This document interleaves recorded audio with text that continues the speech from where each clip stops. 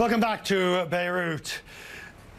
Key players in the US-Iran crisis have been speaking, and it's arguably making things worse. The markets are keeping a close eye on what they're saying. The US Defense Secretary, Mike Esper, and the Iranian Foreign Minister both spoke to CNN. Each is saying they are ready for action, though they don't want war.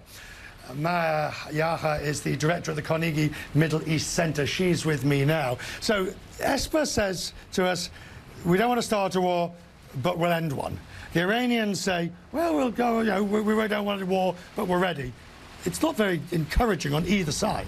No, thank you for having me. Unfortunately, I think things are going to get much worse before they get better. I don't think either side wants a war. Iran certainly cannot afford a war, and they don't want one.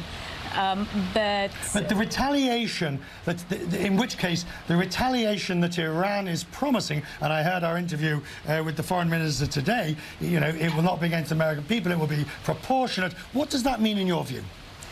They're going to select some high-value targets, but it will be enough to hurt, but not enough to start a war. I think in their calculus, this is what they're planning. They have to respond.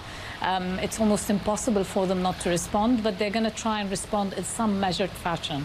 Nasrallah was interesting in that, Hassan Nasrallah's speech was interesting in that respect, because he called on, he said Iran will not ask its allies to respond, but he called on an all-out response. But somehow. then this idea from Khamenei that he wants any response should have the Iranian stamp on it, not a proxy stamp.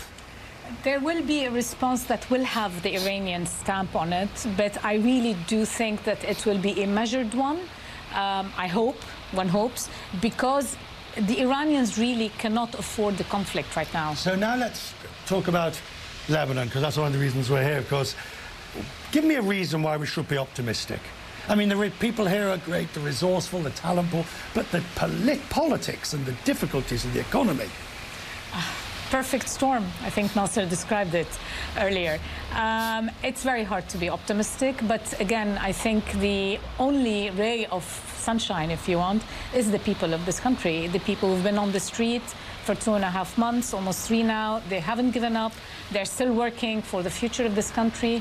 So do you think it's likely that Hariri, he says he's going to give up, he'll hand over in the next couple of weeks, has found a technocrat government that can stabilise the country before there would be some form of other elections? I have a hard time seeing that this has happened, partly because of the way the political parties are behaving. They're still trying to form a government in a business-as-usual mentality. They're still bickering over government posts as if nothing has happened. This uprising has not happened. People are not in the streets.